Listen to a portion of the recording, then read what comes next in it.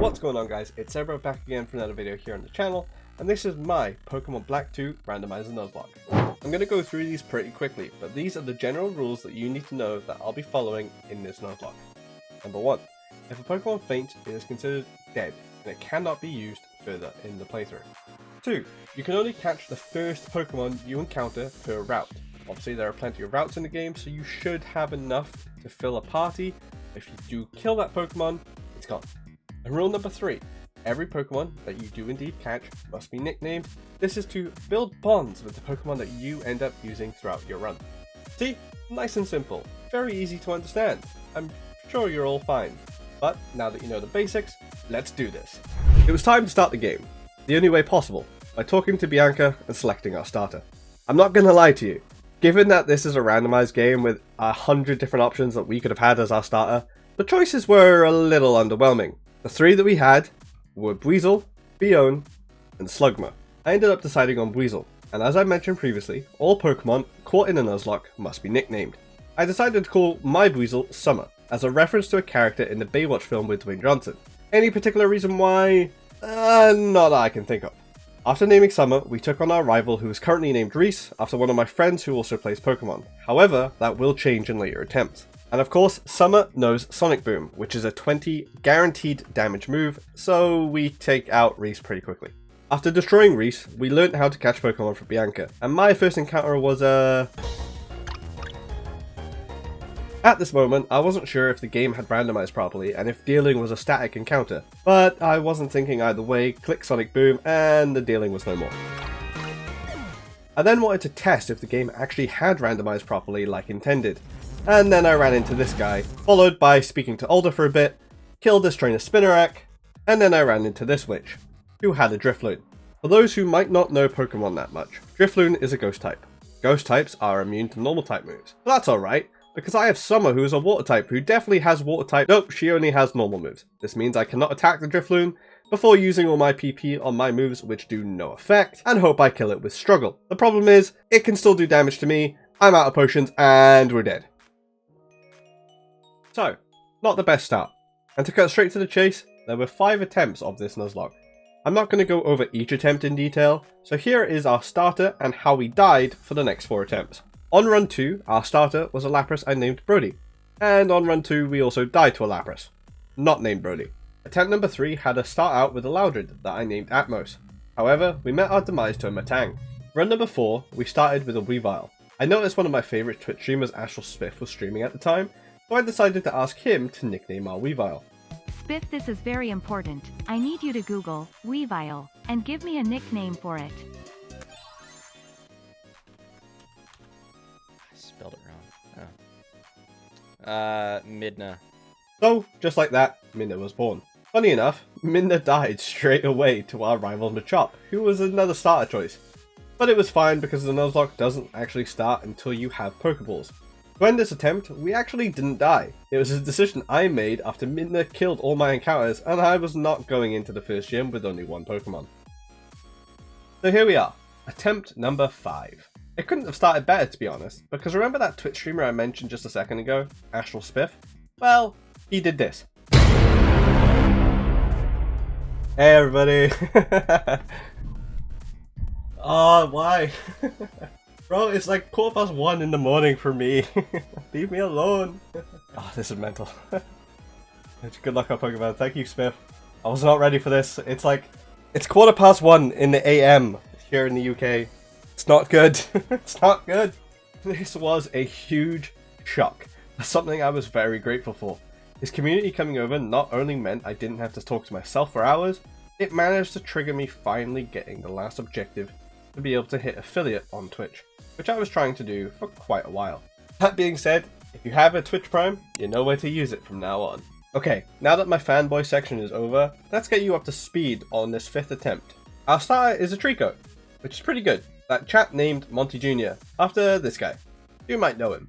Using Monty Jr., we beat Spiff, and we got our first encounter, which was...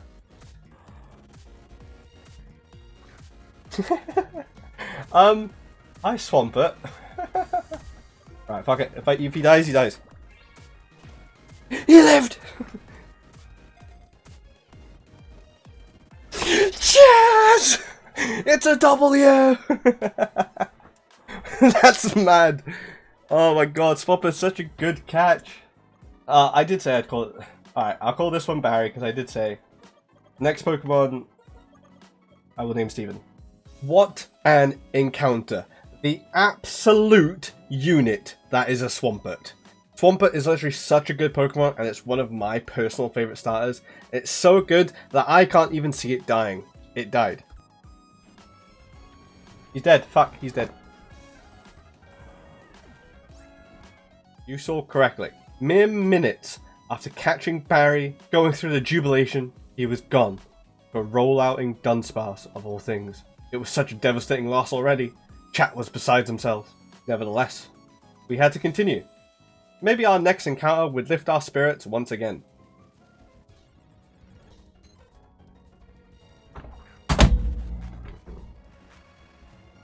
Well, as you can tell, I wasn't too thrilled with Ditto.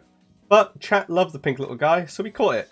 We also named it Blobbert at the chat's request, as it was deemed good enough to bypass the previously mentioned name of Steven, who we'll save for later.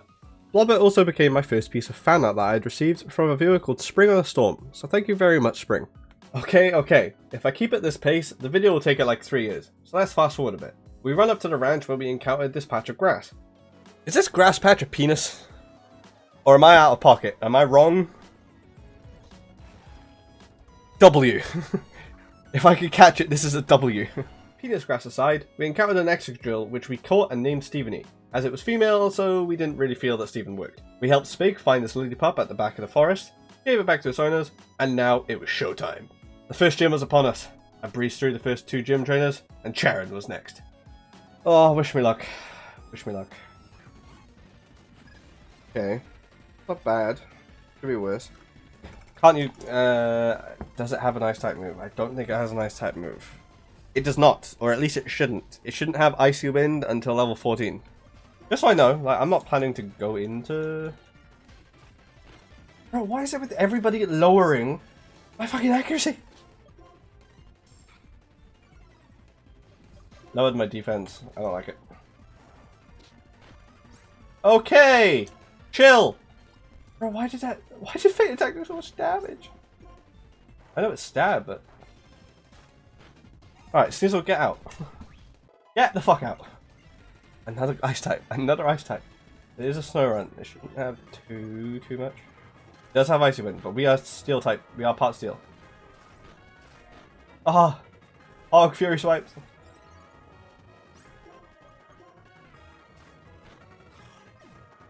We survived! We had no deaths, we survived! Just like that, we had the first gym badge. Luckily, Charon ditched his normal types for ice types, so Stephanie essentially had free reign to take them out. Shortly after, we set off for Verbank City. And fun fact, this random ass little kid on the route had a whole ass Ho-Oh in his back pocket. Like, what in the fuck? So, long story short, Blobbert became Ho-Oh and we won the Ho-Off. We then made it to Verbank City, however, and managed to catch a Salamence in Verbank Complex, which was absolutely huge. Holy shit. Right. Okay. Okay. We're fine. I hope we're fine. We are 5 levels above. We named it New Mexico because someone in the chat was thinking about Breaking Bad at the time. And bang, in the blink of an eye, we were facing Roxy. No, not Roxanne Wolf. This Roxy. Oh yeah, and I should probably mention, our Monty Jr. kind of grew up and evolved.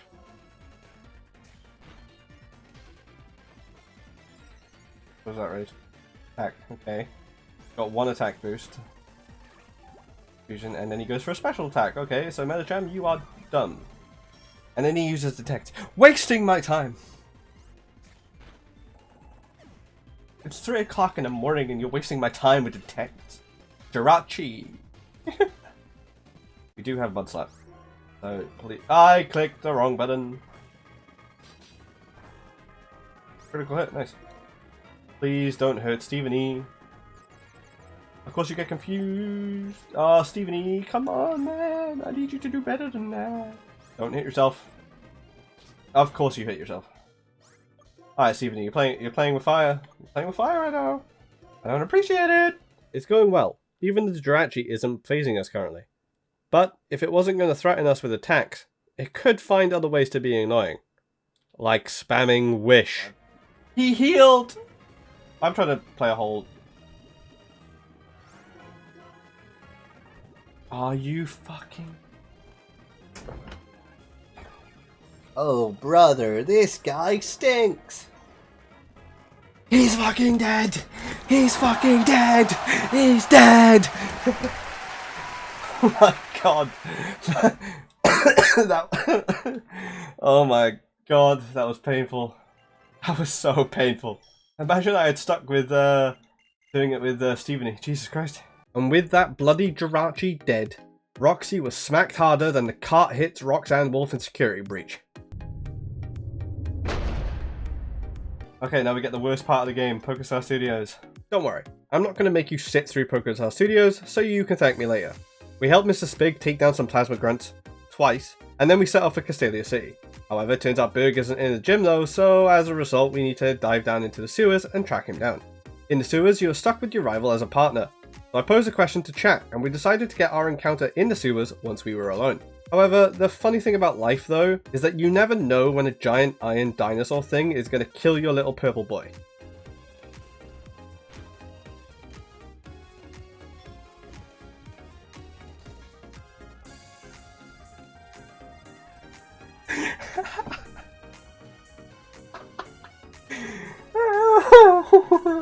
If you don't laugh, you'll cry.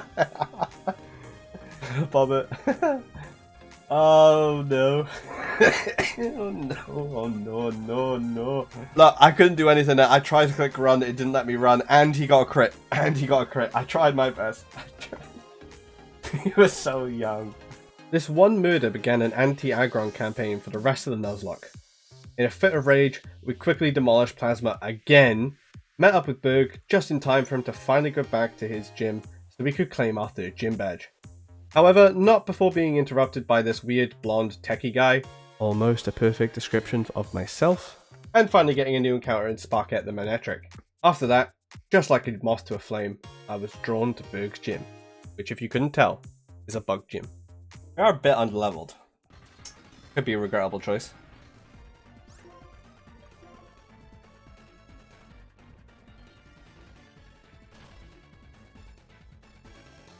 Stephanie, level 21. Arcan, Flying Rock, Sparkette could die because she's frail. That's only Arcane, it's not Archeops. Could die because he's frail, but I'm hoping not.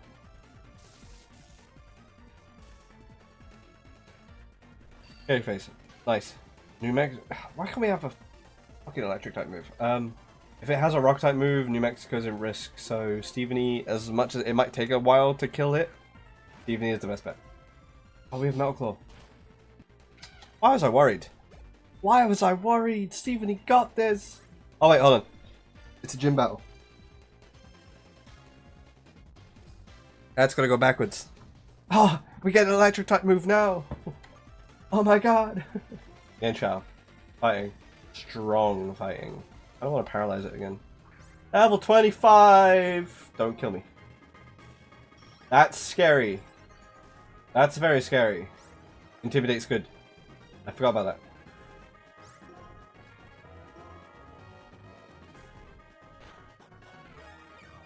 that. Bitch. Paralyzed.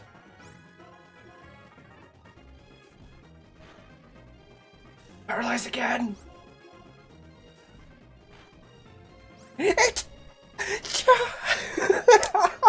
That's such good luck.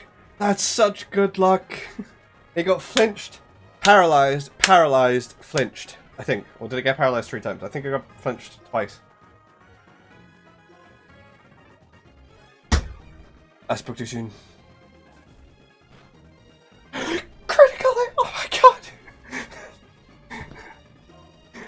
Oh my god! Oh no.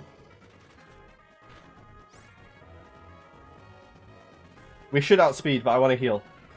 We should outspeed, but I want to heal, just in case. W!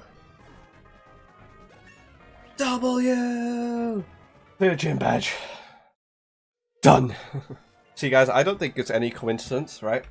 That you guys are here, and suddenly I have the best run. I don't think it's a coincidence, guys. I think it's all you. It's all you. Nothing to do with me. I'm just pressing buttons. It's all you. So, we're 3 badges down. 5 left until we can face a champion, win, and declare the Nuzlocke beaten. The weird blonde techie guy, again very similar to myself, wants to fight.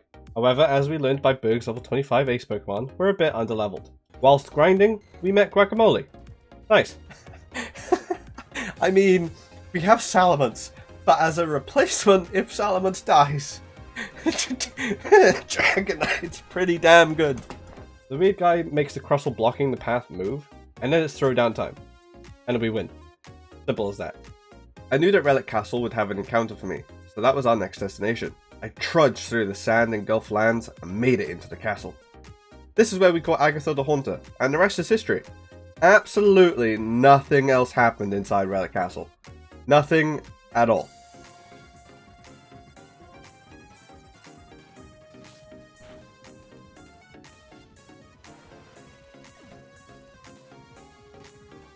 Fun fact, Dig shouldn't have killed ourselves there. Except that I had used Horn Claws to set up and try to take down the Scraggy. It had confused us to turn prior and, well, you saw what happened. We laid Stephen D to rest and... wait a second. Who the fuck is this? Well, this is Sneezy, the Cubchoo, that we caught in the desert. We also caught Licky Licky on the route just up from the new city, and this Wynot to the left of it. Actually, I didn't catch it, I was too scared of it. I spent a ton of time grinding until we were finally able to challenge the 4th gym leader, Elisa.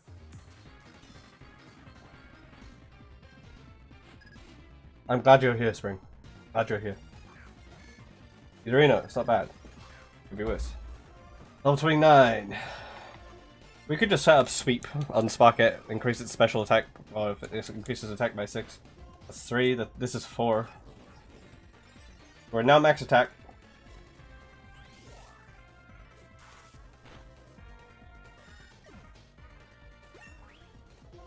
So after setting up 6,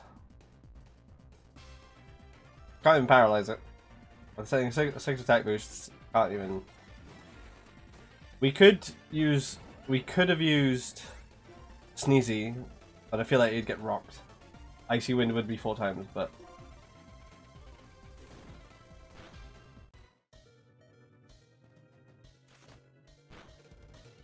Oh no. Oh no, no, no, no, no, no, no, no. We're fine. We are fine. Go back to the rescue. We will make it kill itself.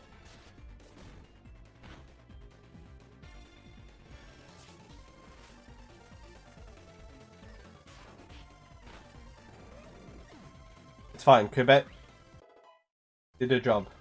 What do I have to do? Granted, I'm fighting a Snubble. But like, what? Why does that headbutt do so much? Oh, level 32, that's probably why. Intimidate!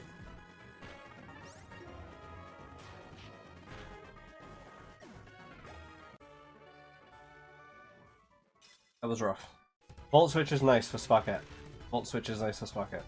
So we made it through at the loss of Quebec. For those who don't know, despite the fact that we set up +6 defense, critical hits ignore all stat boosts, and I hadn't done the math correctly in my head to determine a crit would kill, otherwise I would have healed. The fight was done, however, and tomorrow was another day.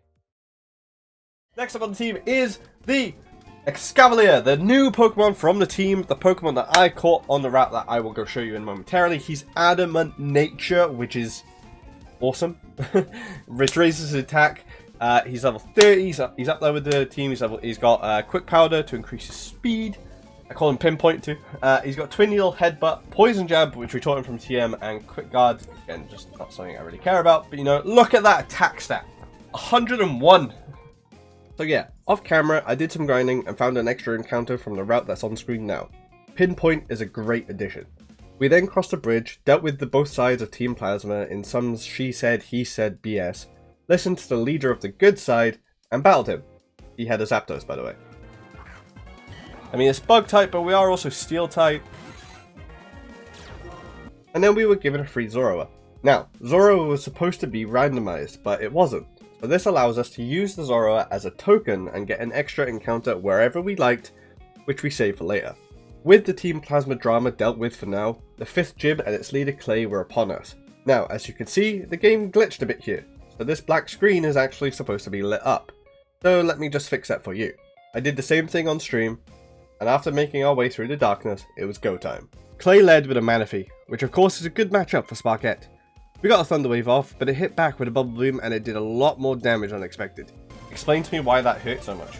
Its reign of Bubble Beam Terror, however, doesn't continue for long, as Monty Jr. takes it to the cleaners. Or his defense somewhat back, lowish. Wait, okay, good. Manaphy out. It doesn't get any easier, with Clay's next Pokemon being a fully evolved Guacamole, a Dragonite. Even worse for the situation is that this Dragonite has a move called Dragon Rage, which is similar to the move Sonic Boom that we covered earlier, however this does 40 damage instead of 20. We get a Paralysis off and send Pinpoint back out, but Dragonite uses Dragon Tail, which randomly brings out Sneezy. Okay, so it Dragon Tailed. Alright, Sneezy's been brought out by his own accord. Help me! Do we go for the Icy Wind? It has a 5% chance of missing, but it is 4 times effective. I feel like we risk it for the biscuit. Sneezy hasn't done anything yet, so he's either gonna become a hero or you live long enough to become a villain. I just don't think it's gonna do anything. I kind of want to see how low it does. And if it does more, then I'll be surprised. Pleasantly surprised.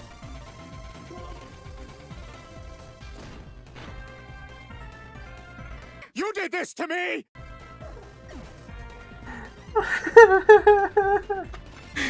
Oh no, Sneezy, you... He didn't stand a chance. Poor little guy. After this, revenge was needed. Pinpoint took down the Dragonite finally with a headbutt, and his final Pokemon was a Natu, something Sparkette took out with ease.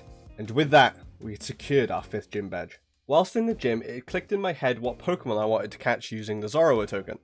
It was time for him to return. We released the Zorua and headed onto the route. The encounters we could have had were Gothitelle, Uxie, and Donphan, but there was only one I was after. I'm gonna try... I think that was a Swampert, right? Or was it Donphan? I'm looking at your chat. I'm trying to look at the chat. It's Barry! It's Barry! I can't paralyze him. Shit. The prodigal son has returned. Barry was reborn as Barry Part 2. After catching Barry again, we also got a couple more encounters and faced off against the weird blonde dude again, beating him in the Pokemon World Tournament. Team Plasma decided it'd been just a little bit too long since they were last annoying us, so we discovered their HQ and kicked their asses for what feels like the 69th time. We found a Master Ball just north of Driftvale City, thanks to the items being randomized, and upon entering Chargestone Cave for the first time, we encountered an Umbreon that we named Joseph, and I decided to add it to the squad, replacing Guacamole. The reason for this is because we don't already have a Dark type, and Guacamole shares the same typing as New Mexico, and it takes a while to evolve, so it just seemed to make sense. With the new 6 team members together, we set off through Chargestone Cave, battling everybody inside and making our way through to Mulstraton City, home of the 6th gym, which is typically a flying type gym, but of course this is randomized, so it could literally be bloody anything. Not for the first time, we were a little bit underleveled, so I corrected that by getting the whole squad up to around level 40, so that we could blow Skylar away. See what I did there? Blow her away? Because she's a flying type trainer? Never mind then. Skylar led with a Garchomp. For real though, let me just pause for a second. Why do all these key battles that we have to face have OPS Pokemon? Can't I catch a break? I don't like that she starts with a Garchomp. Nevertheless, Garchomp is a ground type, which basically kills Sparkette, so we have to switch. We go into Pinpoint to use Iron Defense and raise our defenses so that the Garchomp can't touch us. And eventually, we take it out. The next Pokemon was a Luminion, which is a water type. So can you guess from these 4 options on screen right now, what happens next? I'll give you about 3 seconds to choose.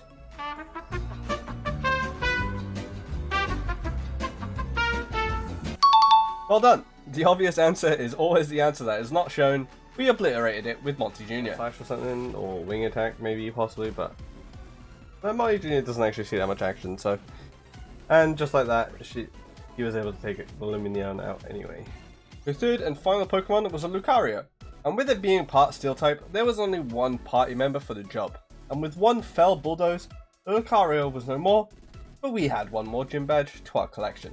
Okay, I'm gonna be real with you for a second. For the next hour and 40 minutes, give or take, while I was streaming, nothing really happened whilst I was playing the game. This section is what you'd consider filler. After the gym, Skylar flies me and Professor Jupiter to Lentimas Town, as the usual path to the next gym is blocked. We go through Reversal Mountain with Bianca and travel to Undella Town. Undella Town, Undella Town, Undella Town, down where it's wetter, up where it's better, Undella Town. Of course we got encounters along the way, and I've not really been mentioning them lately unless they change the team, but here are the ones that we got this time around very quickly. Murderer the Lyron, Bambi the Deerling, Brock the Onyx, Buffy the Woobat, Nestle the Magikarp, and Diantha the Curlier. And most importantly, the Excavalier. Oh wait, it's an Articuno. So in this game, all the legendaries of the Sword of Justice group are static encounters that you can meet in the back end of the game. Except for us, we can't meet Keldeo, because to meet Keldeo you need the other 3, and because the game is randomized we won't be getting the other 3, so I hope that makes sense. We can find the other 2 later though. We catch the Articuno and we name it AR apparently. I meant to name it Ari after Jaden Animation's real life bird, but I fat fingered it. We pass through Lacanosa Town on the way to Open Lucid City to tackle Drayden, the 7th gym leader. Drayden in Regular Black 2 is a challenge. I wasn't really looking forward to what the randomizer might have in store for me. Turns out I was right to be worried, as Drayden led with the time legendary Dialga, and I'll pass it back to my past self to describe how I was feeling. That is something I was not ready for. We switch to the defensive wall that is pinpoint to try and set up a higher defense, to realise that this Dialga is a special attacker, and by raising my defense, I was effectively doing nothing. Oh, it smells special, doesn't it? Luckily, this isn't a hardcore Nuzlocke, so through the power of patience and potions, we whittled down the Dialga and took it out. His next Pokemon was the fat turkey bird Pidgeot. We counter it by sending out New Mexico and overpower the bird. His next Pokemon was a giant ice cream cone, which meant New Mexico couldn't stay in, so we had to switch to Barry to try and rock slide it. It immediately crits, nearly killing Barry for a second time, but the trooper holds on and hits back. We don't kill it, but it does plenty of damage, so we swap into Pinpoint to Ironhead the Ben and Jerry looking ass, and with that, badge number 7 is indeed ours. And that is the 8th gym leader. Done. Upon leaving the gym, Drayden tells us a story about the forgotten 3rd Pokemon that used to be included with the likes of Reshiram and Zekrom, the Ice Dragon Kyurem. In the middle of the story, the town is thrown into frozen chaos with Team Plasma blasting it back to the Ice Age and going full Elsa's Let It Go on their ass. Let it go, let it go. Within the chaos, Team Plasma make away with Drayden's DNA splices. We try and get him back by fighting Plasma's ninjas, and unfortunately we lose a friend.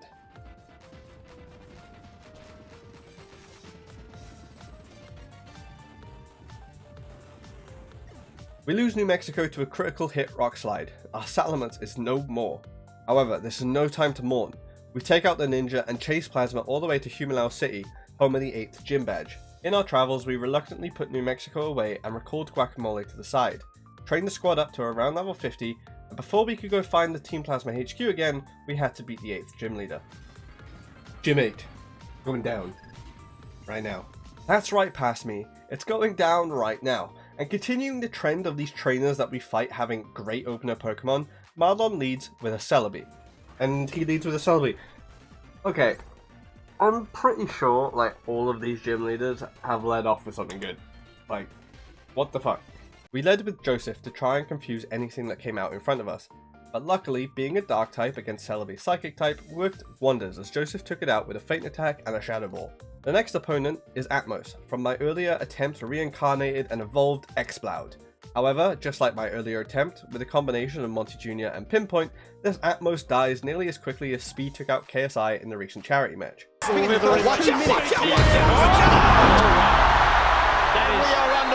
His last Pokemon was just a Delcatty. An annoying Delcatty for sure, constantly putting me to sleep, making my Pokemon simps and flinching them, but one I swept aside all the same. With all 8 gym badges collected, we can now go track down Team Plasma once again, and we find them just off the coast of Humalao City, and Marlon, the 8th gym leader that we just beat, helps us get on board. We battle our way through the boat and try to recover the splices that we took from Drayden earlier on. In the process, Guacamole finally became a Dragonite. We discover that Plasma are using Kyurem from the story that Drayden was telling us as the source of their ice cannon. We kick Zinzalin's ass once again, and he gets so mad that he kicks us off the ship.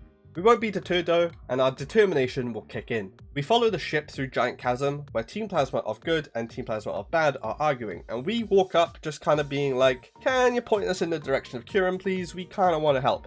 of which Team Plasma are bad, don't like, and we fight them again and win again. You kind of know how this goes by now. We head back into Plasma's ship to try and find their leader Getsis and free Kyurem, but, well, I'll just show you.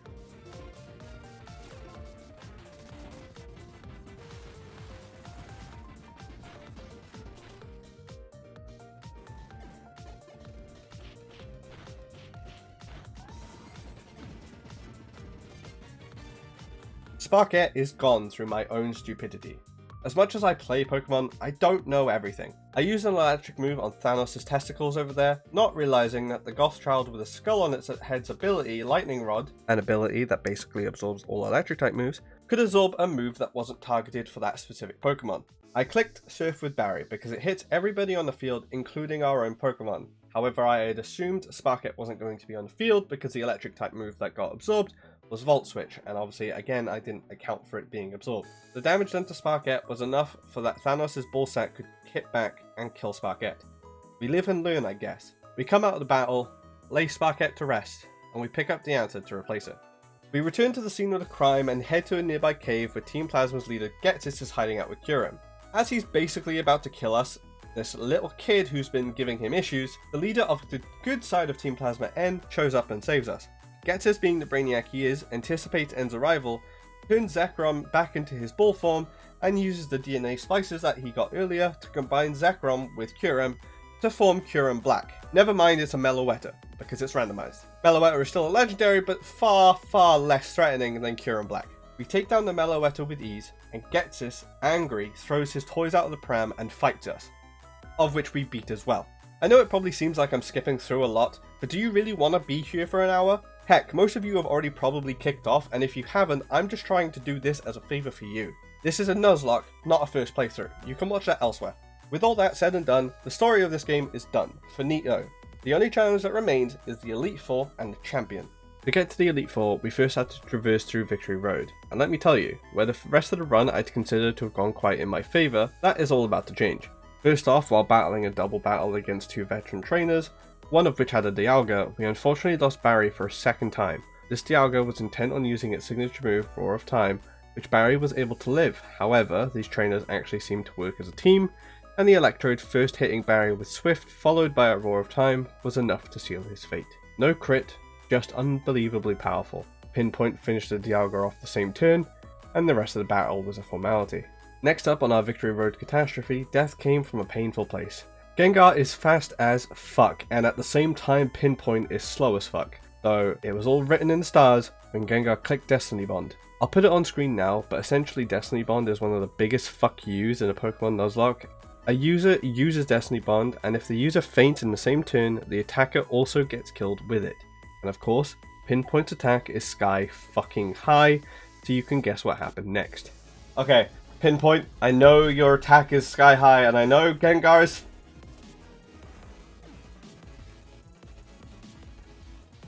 frail. That's that's actually very painful. Pinpoint.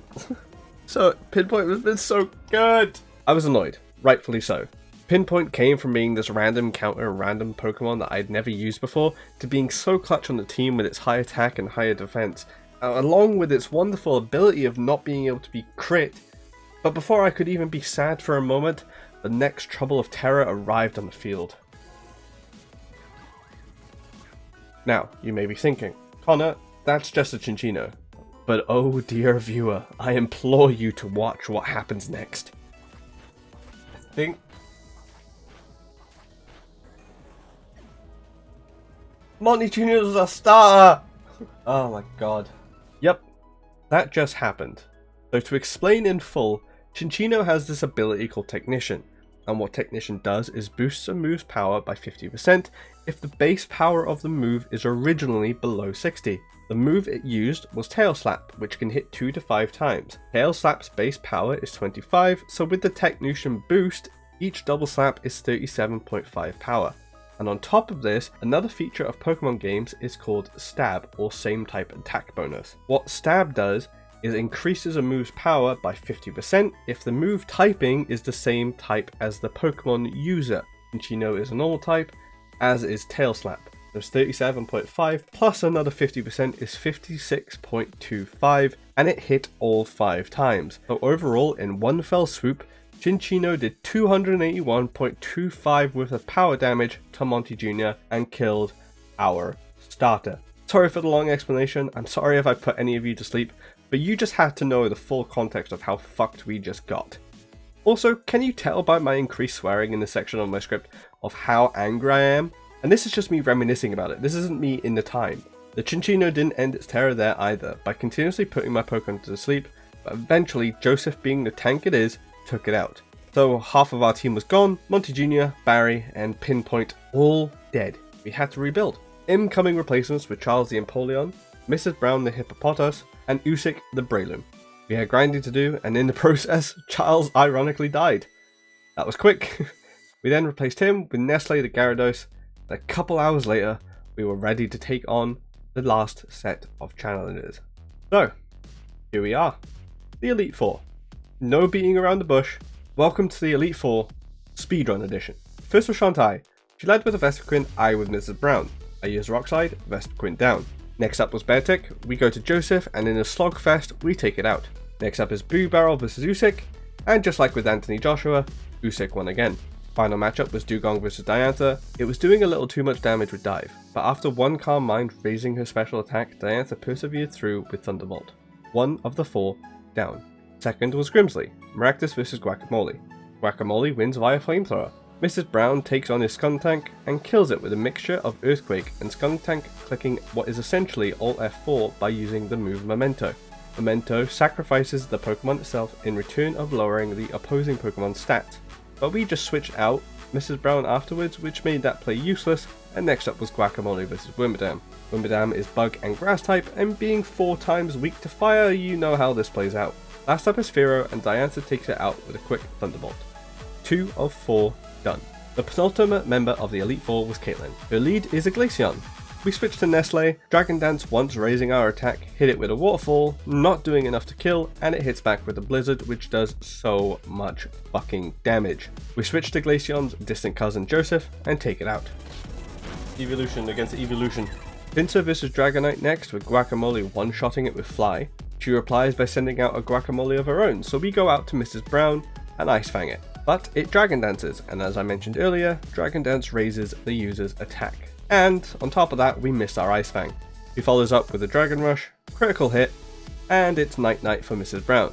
Not for the first time, with his defensive prowess, Joseph comes in and takes down the false Guacamole. Last up is Riku, an electric type legendary dog, just as my ground type has died. Great timing. Once again, we must rely on Joseph to get the job done. 3 out of 4 to put. The final member is Marshall. Steelix meet Diantha, Diantha meet Steelix, and Steelix meet 2 Calm Mind boosted Psychics. By Steelix. Solrock vs Nestle, Nestle Waterfalls, Nestle wins. Mrs. Brown's partner has come back to revenge her, but Usyk teaches him a lesson. And the final Elite Four Pokemon is an Arcanine, that Guacamole deals with appropriately with help from Joseph when he is rolled out to fight. 4 of 4. Here we are. Iris the champion. It's been a long run, but thanks for watching, guys. It leads with Lilligant and I with Diantha. Ideally I wanted to set up here and potentially sweep, but it would seem that she had the same idea as she starts to set up too. I can't stay in as Lilligant gets access to the move Bug Buzz, which would destroy Diantha, so we switch out to Guacamole and I immediately get confused with Tear Dance. We cure the confusion up, and after taking a couple Petal Blizzards, we take it out with Fly. Iris then sends out Altaria and raises its defense with Cotton Guard, while I raise Nestle's attack with Dragon Dance. Altaria follows up by using the move Perisong, which kills the current Pokemon on the field while the move is used in 3 turns, so we had to be quick. The 2 Ice Fangs later, the Altaria is gone, and we are able to save Nestle from death by switching out. Shedinja is next sent out by Iris and is easily a dub for us. Shedinja does have this scary ability called Wonder Guard that does have the potential to end Nuzlocke early, as it allows the Pokemon with the ability to only be hit by super effective moves. Shedinja is a Ghost type, Joseph is a Dark type, goodbye Shedinja. Simple as that. The next matchup to take the field was Diantha vs Yanmega, with Diantha unfortunately dying to a U-turn from the Yanmega after it lived a Thunderbolt on 1 HP and lowered my defenses, which I did not realise at the time. From the U-turn she sent out a Sizzle, which is Bug Steel. which is 4 times weak to fire, which if you're asking me is just asking for a flamethrower from Guacamole. The penultimate Pokemon is Pharaoh, and with my electric user in Diantha now gone, we switch into Joseph and essentially make it kill itself by it hitting me, as Joseph is holding an item called the Rocky Helmet, which does damage to the attacker if a physical move is used. I, however, don't want to take the easy way out, and we switch to Nestle while it's close to death and Ice Fang it. Still an easy way out, but you know, we avoided it killing itself and killed it ourselves. This was also very good preparation for the Mega, or at least so I thought. It comes back out and nearly kills Nestle with a Bug Buzz, but Nestle hangs on, waterfalls back, and kills it, making us the champion of the Univert region and completing the Black 2 Randomizer Nuzlocke. Thank you very much to anyone who stuck around this video. As I'm recording this right now, it is currently 3:30 AM and I'm really trying to finish the video. And I know it's been a long one, but I think Pokemon YouTube is kind of moving past that episodical Nuzlocks of old and moving to this kind of new format now. This is easily the video I have put the most effort into on my channel, even though it might not seem like it, but if you did enjoy, any feedback from likes, comments and shares are appreciated massively. I don't have a lot of time to work on videos these days between work and other personal life things, but I had a week off this past week and wanted to make sure I made a video, especially after my first attempts of this Nuzlocke from the beginning of the video, I found comical. Once again, one final shout out and thank you to Mr. Astral Spiff for the raid that kicked off my Twitch affiliate status, and to anyone who hung out in the stream while I was playing. Don't worry, I didn't forget about you, so once again thank you also the viewer for watching. If you did enjoy, maybe consider subscribing to catch any future Pokemon projects I do, or anything else I do for that matter. However, with all that said and done, thank you so much for watching, I hope you did all enjoy, and I'll catch you next time. See ya!